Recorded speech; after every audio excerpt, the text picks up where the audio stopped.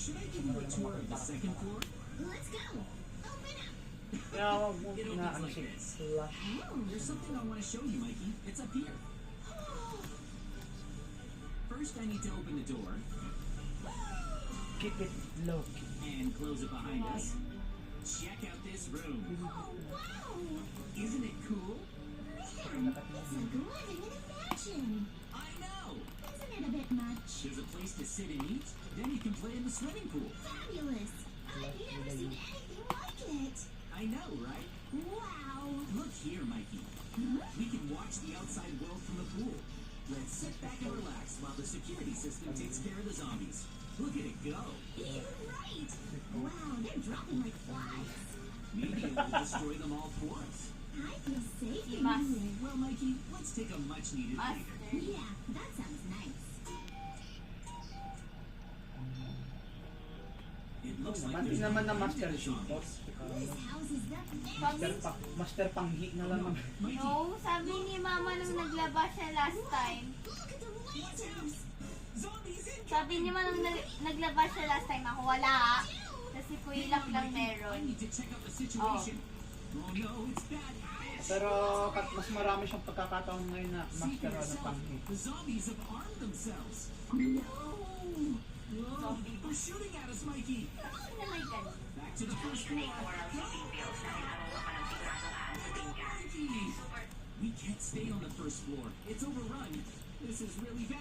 Oh man, there's so many shooting at us. Too many zombies. We're done Gawa-gawa for, ko yan. Mikey. The Tapos turrets don't seem to be able to take out those special zombies. So what do we do now? I'm scared. I have just the thing. The ultimate self-destruct device. Where? Here. What's that? parang pan lang eh. First, I have to Parang smash the gray-gray. glass. Parang gray-gray na ano. Parang gray-gray na We spoiled, have oo. 20 seconds Parang before gray-gray na giant explosion. hinahaluan mo ng counting QB. Using my Oo, device, that's I'm going to destroy all the zombies. Si QB naman palang salita. At least may malinaw na mag-English yun. Oo, at mas Tagalog. Siya. Dash up there. Naintindihan ko naman si Use the mas escape Tagalog. mechanism to run away. Mas malala si Kuya Ready? Enzo. You only have 20 seconds. Mami ka na ipakpak yun. This security house is going to Naman, explode kanya and ay take all pakpak of the this, zombies sabi with niya it. naman. Let's do it. 3, 2, 1. Pero wag kasi kuya mo Enzo, at least. Mikey, let's go. At least nga, may initiative siya na nagpusang mag-Tagalog. You're gonna be fine. Kasi si, hindi na. Okay, go through the entrance to the left. Ano yung red In the flags mo center. sa kanila? Okay, we're out of Marker. here.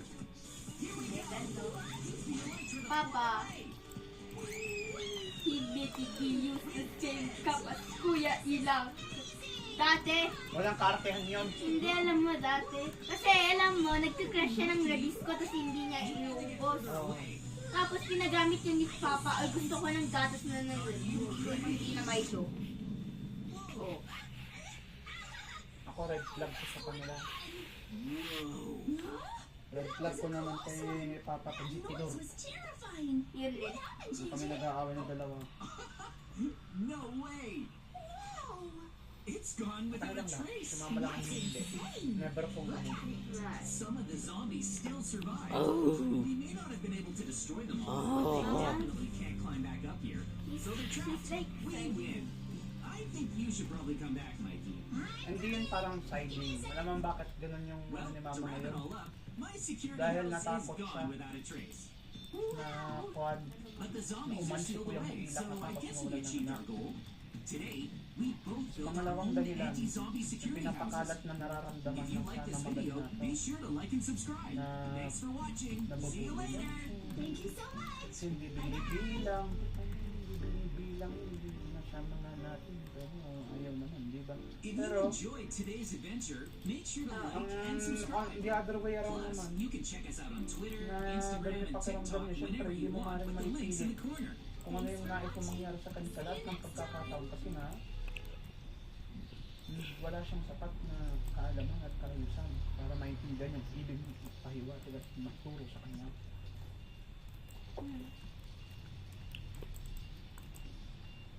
Sa kanilang tatlo, red flag, yung red flag ko sa kanila ko. Kwintador. Alrighty then, let's get started. Lahat naman yun, pas kasi yung pumboy pa si mama. Naisip ko yan. Ay hindi, may konsidero si mama. Hindi. Yun lang yun, pero kung ano yung That's it. Oh. Knock, kung ano yung knock. pinapatupad na kung hindi Hi. si Papa lang yun. I've got an amazing project for Okay, and today. then But I need your help. An amazing project, huh? Yun ang June. I'll give you a hint. It Too rhymes serious. with sweet, rich, Oh, slender alam ko water yun. slaves. Natry ko yun one time. Underwater Tapos, base? like, tinatanong yung ano Gosh, yung sarili JJ, ko I may. put a lot of work into making this house Oh. Tapos, may already. gino pa akong Lolo Pops. May gino pa akong sinabi. Tapos, hindi ko ma-explain. Pero, kakalimutan ko kasi yung meaning. Tapos, pinapa-explain niya sa akin.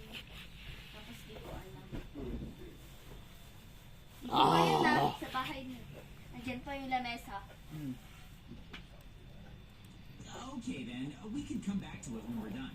Where should we build it? There's lots of different underwater landscapes to choose from. I know. Why don't we Lolo take a Pops, closer low-key look? mangonsensya yun. Sure, let's. Paano ka mo? Mikey? Kapag pakiramdam niya natatalo na siya, na-contra mo siya, This looks great. gagamit siya ng verse sa Bible. Oh, yun. Yun. Oh, ito yun yan. Kasi nilagsan ko sa kanya. Send siya ng send ang picture na. Hindi naman masama yung ganun, at least yung ganun eh. Hindi, ayun. Kasi palagi na lang. As, hindi na lang sa una kamusta kailangan pang mag-send ng. Ganun talaga matatanda, Belot, maintindihan mo yan. At least wala pa nga siya sa point na ano eh. Wala pa nga siya sa punto na nag-e-edit ng video. Na may Parang filter. si...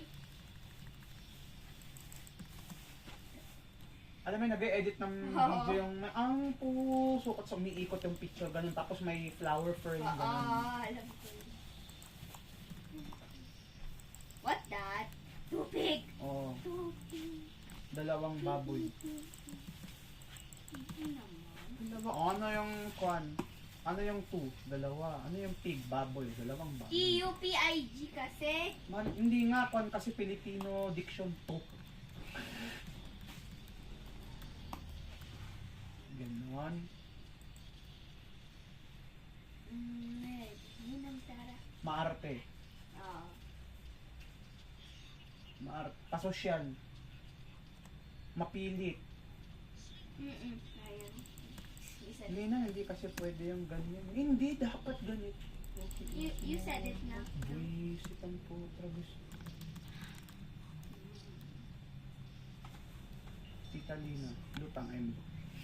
Hindi, nidirect lang sa kanya yun kasi ako lutang din ako. Kanina, parang wala. Parang wala naman masyado. Tita Lina, minsan pinababayaan niya si Riley. Ayun, yun. Nagmamaktol na rito yung anak niya. Tita, yung anak mo, ano bayaan mo? Oh. Mapapagod din yan. Ano ba naman, pababayaan mong magtantram yung turgyong na ubing. Dito Martin, parang wala. Wala rin. Pero kapag Tita Abby, wala. wala. Favorite ko yan. Actually, sa kanilang lahat, wala naman akong ano eh. Wala talagang wala. Maski nung ayos pa yung paraan ng pag-iisip ni Lola Ma'am Smith, wala. Hindi na klaro dito. Hindi na klaro, tsaka si Ninong Junjun na talaga yung meron ako. Mahilig pa nga sila yung kwan. Naman? Ang kumain ako kanina eh. Minsan may ugali pa sila na ano, ang hilig nila na kailangan mo pa bang sabihin sa GC yan na uy, suot niya yung t-shirt na binili ko. Uy, mami, tignan mo yung slippers na binili mo lang sa unit. Suot ni mama, ang gundo-gundo niya. So, yung mga basura mo ha. Wag mo namang sabihin yun. Oh, wow. Ay, di nakabili sila. Hindi nakabili sila. Bakit? Pag tayo ba nagdadala ng pagkain sa irisan? Uy, nilutuan namin si mama ng sinigang na baboy. Ganun ba tayo sa GC? Uy, ibinili namin ng ipusan. Buwang maragaw, masyal.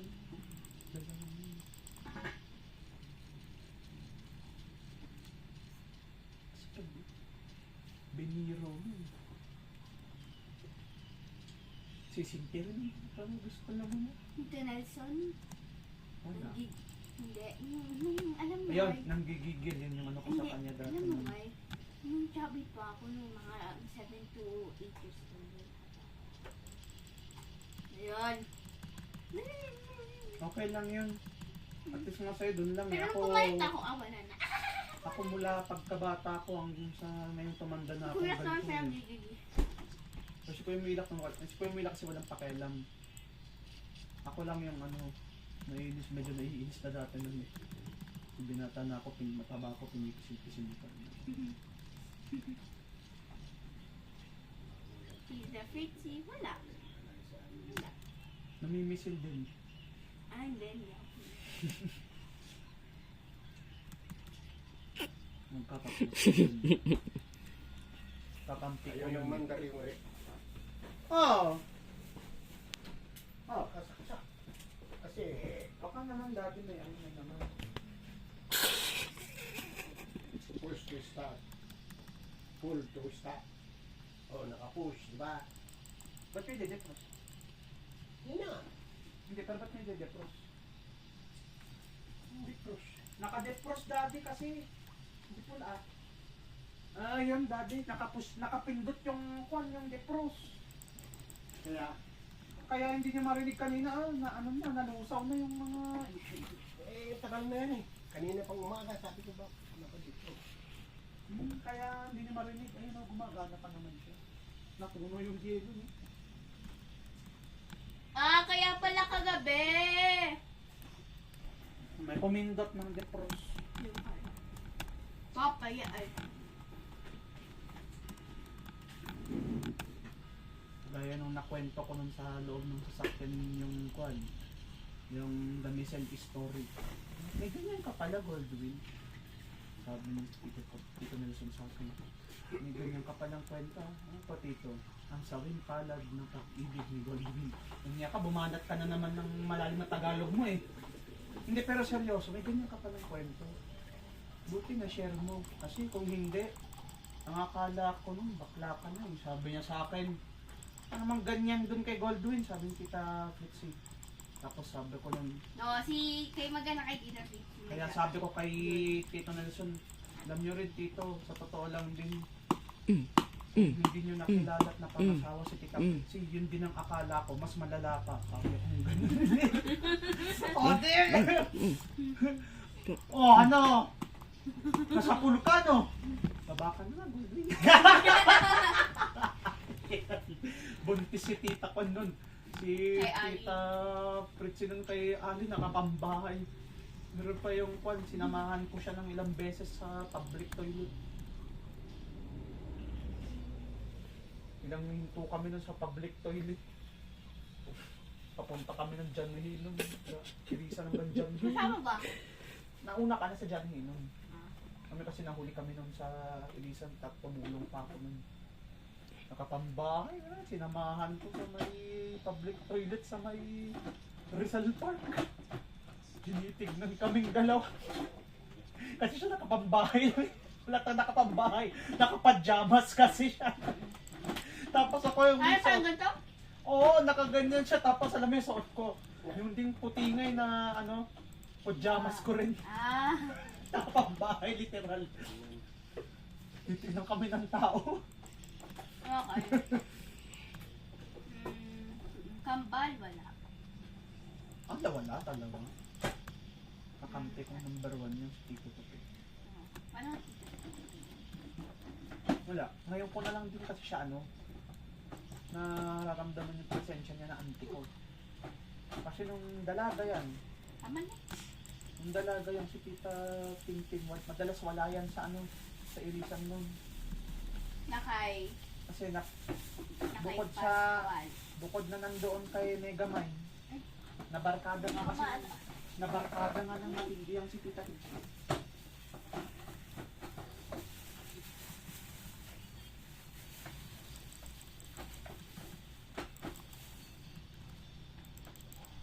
Kaya yung pinapayo nyo sa akin palagi, huwag mong ugaliin yung iinom mo na pagdaanan ko na yun. Maniwala ka sa akin.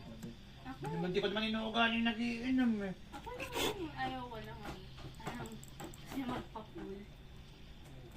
Alam mo, ayaw niya napopogan. Kung lang yun. Sanay na ako sa iba. Ano po? Pero sa inyo, ay. Ay, huwag naman kasi nga yung ganun. Kaya nga, di ba, pinapansin din kita.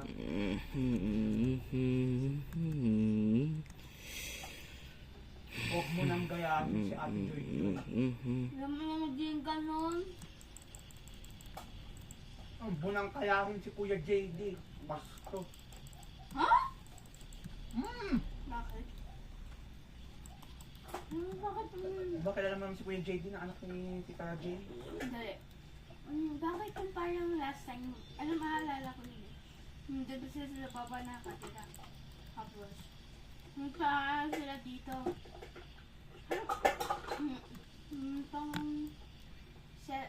Pang 60 something ata na birthday yung daddy. Ang mahal ko. 60, 70 something. 20. 2020 nang dito sila eh. Yun. Tapos mukha namang champion ako. Bakit last na namin kasi na-meet namin rin siya dun sa SM. Andun pa ako nun ah. Ilang beses natin siyang nakasalubong nun sa SM. Oo, di ba sa line? Inaanak ni Papa yun. Si Kuya JD saka si Ate Sherry. Really? Babat mama? Si Papa lang yun. Kumpara kasi nila yung namatay na tatay nila Tita nila Kuya JD. Yung Tito Moon. Yung Ramon. Alas 5 na pala? Wala ko, alas 4 pa lang. Look. Alas 5 na pala. Mag-alas 6 na pala. Alas 5 medyo. Oo, nag-i-block na siya. Ay, toothpick ko ah! Taas mo. Taas mo. Ganun mo. Ayan mo. Bad. Toothpick ko yan. Alas 5 na pala. Ngayon ko lang napansin. Ay, di niya naman. Hindi ko nga nakita yung oras.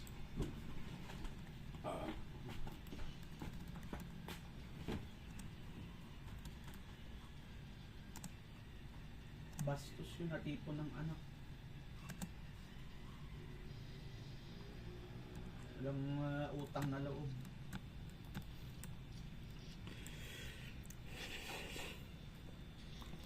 Meron ba namang kwan? Meron ba namang tipo ng magulang na nanaisin ng kanyang kalooban na mapalayo sa kanyang mga anak? Kaya nila masarap yung mga ibang bayan at magtrabaho sa lugar ng mga dayuhan. Mabigay lamang yung mga pangangailangan nila dito sa Pilipinas. Yan ang hindi naisip nila Kuya JD. Kaya si Ate Joy Joy, bastos ng magulang nila. Sa mga buko. Hindi. Sinasaktan, doon ka makakita ng ano, ng anak na sinasaktan yung sariling ina. Yung huling gabi na naparito si Tita Jane, nagsampa na siya ng kaso laban kay Kuya JD. Pinablatter na niya. Ang plastic. Blatter, parang kwan. May file na siya, nag-file na siya ng parang prior case. Kapag tinuloy mo yun, magsasampa akong muli, magrereklamo akong muli. Maaari ka nang mapakulong. Violence against women and their children. Pati na lang siya maglagay ng restraining order against him. Yun nga, malapit na siya magpaano ng restraining Pati order. na lang siya mag-restraining order. Siyempre, hanggat maaari, Alam yung unawa niya yung anak niya. Kaso si Kuya Jimmy Oo na na. kasi. Oh. Unawahin. Alam, Siyempre kasi ano mo, you cannot resolve the fire with another fire. Kung masyadong maalab ang galit ng isang tao, hanggat maaari, madaan sa mapayapang pamamaraan, mapayapang pakikitungo. Yun yung gusto sana mangyari ni Tita Jane. Biro mo ba? Napakaliit lang ng bagay na pinagtalunan nila. lupa. Malaki naman yun si Kamot. Ano? Ano lang? Hindi pagkakasunduan sa kung saan pagkain yung kung ano yung pagkakainan nilang restaurant. Doon lang. Nag-start? Doon lang. Sabi niya, dito na lang tayo sa Korean meal. Hindi, dito na lang tayo sa ihaw-ihaw. Tapos nung, kung hindi dito na nga lang kasi para mas madali. Alam mo, sabi rin sa kanya Kuya JD, kasi tatamat, immature ka, selfish, okay lang, narcissist. Ano ba lang ang anak na sasabihin yung magulang? Ang ganyan na. Ang babaw, gago. Tapos, bago pa yung incident yun na pinakamalalanin, nasa munisipyo sila. Sa Nagilian. Meron na pinapagkasundo ang mag-ina. Okay nila yun. Poor old man. Makakita ko yung anak na sasabihin yung nanin ito. Okay nila yun. Kamakatat. Flush na? Inuntog na si Tita Jane sa pader. Tapos yung folder na hawak. Pa. Tama ba yun? Mm. Ano ba yun? Here we go. Gusto yung order nila lang kasi. At nakikinig ka sa kwento niya. Tita Jane, hindi ko tuloy lubos maisip kung paano siyang nakakapagtiis sa gawain na lang ng mga anak niya sa kanya. Ate Cherry, naiintindihan ko pa siguro. Dahil kon, Meron din siya? may ganun din pero si Ate Cherry kasi Ano schizophrenia? sakit sa kung meron siyang condition sa utak. Wherein mas nag-i-incur pa yun ng self-harm. Tapos narinig daw siyang boses, mga boses. Ano yun? Incident. Ano yan? Simptomas yun ng schizophrenia. Tsaka Was she ng- born like that or she just had it? Acquired naman yun. Schizophrenic tapos bipolar disorder. Prone to mood swing. Normal sa babae pagkakaroon ng mood swing. Pero kung yung normal yon, Hindi minsan naman. ganun ka rin eh. Hindi naman. Normal sa babae pagkakaroon ng mood swing. Sino? Pero kung yung mood swing nagiging sobrang lala naman na umaabot pa sa tipo na napapangay-pangay na ito at napaka sama naman na may dudulot sa mga kabahay niya. Yun yung kasama ang pagkakaroon ng mood swing.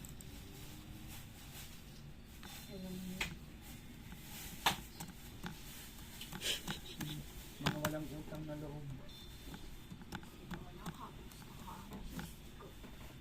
Maski na sasabihin nila na maski na sasabihin ng mga lintik na makabagong perspective na bakit hindi naman namin hiningi na hindi naman namin hiningi na may anak dito sa ibabaw ng mundo bobo ka ba? That's a gift from God. Kung iniisip nila na gano'n na hindi naman namin nahingi na may silang kami dito sa mundo. Oh, di ko siya nakuha. Hindi ko alam dati. Hindi ako natanggal si mama yun. Ilagay nyo na lang yun. Nakikita rin natin yun. Dito sa taas. Inugasan pala ni mama. Yan, kung sinasabi ng mga makabagong perspektibo yun, ano sinasabi ng mga magulang na they own us. Hindi naman namin hiningi na may anak dito sa ibabaw ng mundo nung una pa lang. Dapat maisip din nila na hindi hiningi ng mga magulang na sila yung ibigay ng anak sa kanila ng Diyos. Mga bobo. Magpakamatay sila ay. Pero syempre, I know that that's hindi rin naman natin alam yung yung pinanggagalingan ng mga anak pagdating din sa pakikitungo nila sa kanilang nanay. Pwede. May mommy issues. Oo. Pero kung ang katwiran lang nila na paulit-ulit, dahil sa malayo sa piling nila yung kanilang ina dahil na yung kanilang ina ng ibang bansa. Patanda naman ilang taon naman na yun. Saka di ba nila nakikita yung mga magulang naman nila bumabawi sa kanila. Sample, yung kay Ate Joy Joy. Hindi ka makakita ng ina na binabastos mo na nga lahat-lahat. Kinakalong ka pa rin sa ilalim ng kanyang Bakit? pag-aalaga. Tsaka tanganan. Pati meron pa. Well, parang mahirap yun kasi si... Napamahal sa kanya si Elise. Ha? Siyempre napamahal ko kita biglang si Elise. Napamahal si Elise. Si Elise sa kanya mahal na mahal niya yung apo niya. Oh. Kaya hindi niya mapalayas yung anak niya. Si Bastos. Hindi pa din.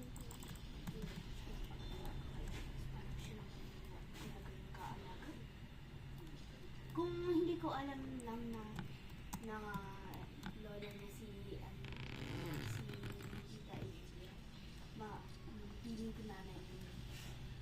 Mas nanay pa nga ni Elisa si Tita Edna kung tutuusin eh. Nanay pagdating sa pagpapakain na. Pero syempre, Binabaunan niya, di ba? parang maging mahirap yung para kay Elise kasi Talaga. mawalan silang ma-refugee sa buhay niya. Talaga. Pero okay lang yun, nagkakampi naman Masalamang, si Tita Zoe. masalamang pangit pa dun. Nung nagkaroon na ng Mateo Maykrit, parang nawawalan na rin siya ng attention para kay Elise na lahat na lang nakatuon kay Teo. Oo. Ano naman yung isa na anak niya rin, di ba? Okay, minsan nag-assist ka sa Facebook. Nakikita siya. Sunod ko nang pinapost niya. Kahit nag-honors na si Elisa, pati. Alam mo yung mga bagay na ganyan, yan ang pinagmumulan ng selosan sa loob ng isang tahanan. Sibling rivalry na tawag. Kasi yung mga magulang mas nag-uukol ng panahon at atensyon doon sa isang anak, hindi sila pantay. My favorite. May Halata. favorite.